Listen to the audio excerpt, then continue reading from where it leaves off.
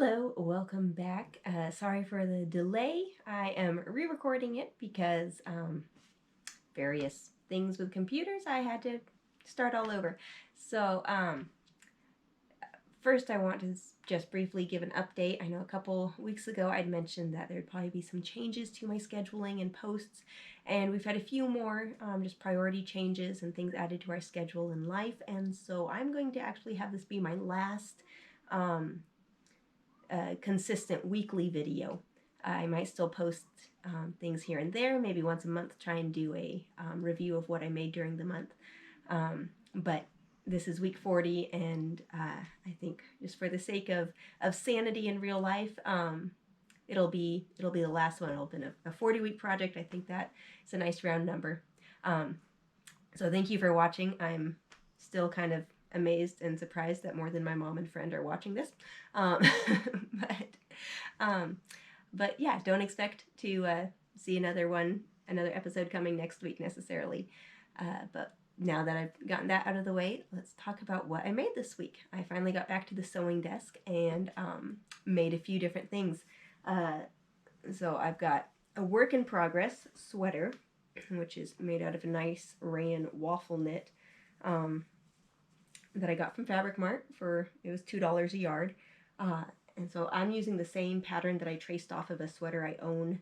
I made a little blue sweater a few weeks ago, and so this is a more stretchy fabric, and I did enlarge the pattern in a couple spots. I wanted the sleeves to be a little bit longer. So I just need to finish the neckline and then add some cuffs to the sleeves and hem the bottom, and then that'll be great for lounging around the house, doing some housework and projects. I wanted the sleeves to be kind of a 3/4 length so that it's easy to keep them up around my elbows when I'm washing dishes. That's one of my pet peeves, is having wet sleeves because they got damp. I like cuffs that will stay up away from my wrists. And then did a couple projects for the kids. This one was rather spontaneous. This is a fabric that I also got from Fabric Mart for $2 a yard. I'd gotten it several months ago. I don't remember which order it was, but it was a fabric that when I saw it online, I felt really inspired and thought it would be great. And then when I saw it in person, for some reason, all of a sudden inspiration left. I had no clue what I was going to do with it, even thinking of things for the girls. But my oldest was wanting a poofy orange skirt, and I realized, you know what, this would be perfect for a circle skirt. So I literally just cut out a huge circle, no seams anywhere around, which means it's really simple. I did fold over elastic around the waistband, and then on the bottom I used all the extra fabric that I had. I cut it along the checked lines so that I kind of had a striped border, and I just I sewed all the edges together so I had one long continuous strip, and it was quite a bit longer than the circumference of the circle skirt, and so I stretched the skirt to match the ruffle as I sewed, and that meant that when you release it, then the stretch relaxes back down and causes this nice ruffle. And so it's been a success so far. It's very swishy and swirly, and very orange. So it met the required boxes. Check the boxes. And then this one is kind of a finishing a previous project or fixing a previous project. I had made this bodice last year with the hopes of making kind of like a Belle's ball gown from Beauty and the Beast, but making it my hope was to make like a bodice and skirt combo where the skirt could be worn kind of in just general everyday use. But I was using an old dress that I had, and so I had very limited fabric. So there wasn't much material for the skirt, and it ended up not being very poofy, which meant it wasn't very fun for the girls. They just never really liked wearing the skirts. I did make 2 bodices. And the bodice is great. It fits them really well, except that it's pretty short in the torso. And so it's more of a crop top. It can't be worn alone.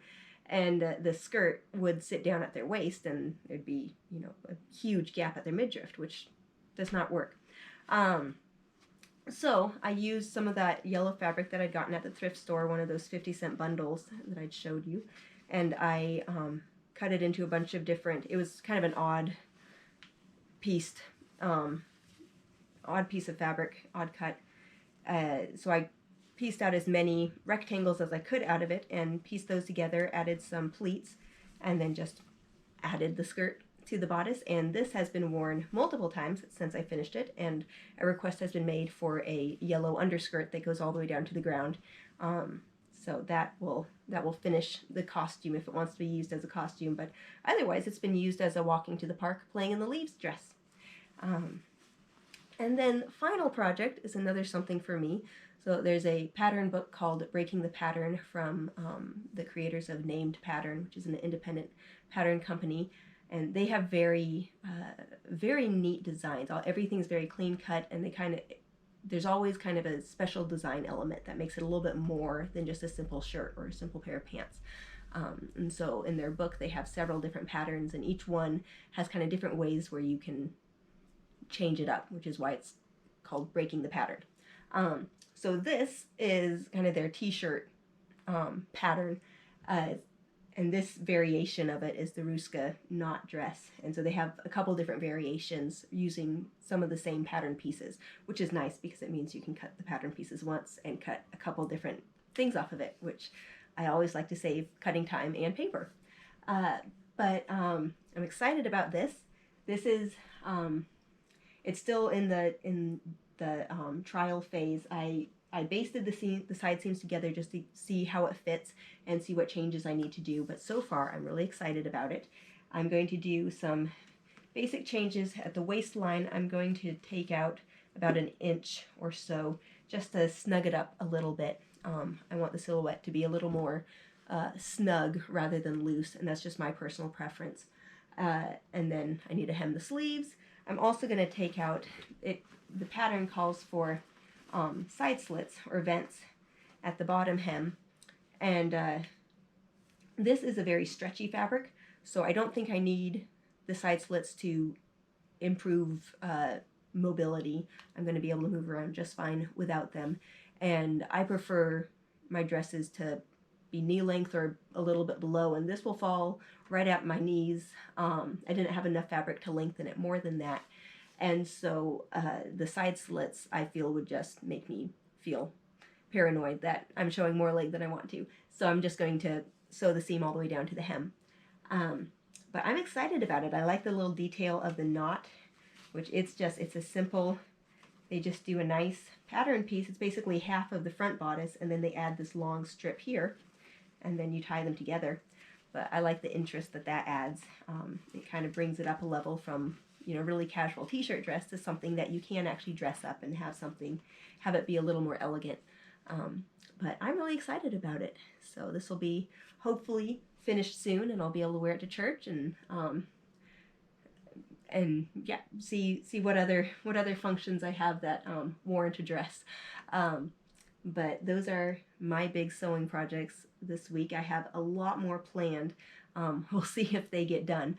I feel like I always plan much bigger than I actually have the time or motivation for, but I'm excited about it. I'm excited that I did 40 weeks of this challenge of trying to document what I've made every week. I've learned that being diligent in creativity makes you a lot more productive, and it causes you to be more creative. I always kind of thought that creativity was something that you only had like when inspiration struck, and you had to wait for that special moment. But this has shown me really clearly that the more you continue in something, the more you can be creative in it, and it's not a limited resource. It's the more you practice it, the more you develop it and are able to exercise it. So I would encourage you to be diligent in whatever it is you're doing, whatever you're pursuing. Be diligent with it, and you'll see fruit from that. And so there you are. I hopefully will post more updates of what I'm doing, but yeah, again, thank you for watching, and I'll see you around.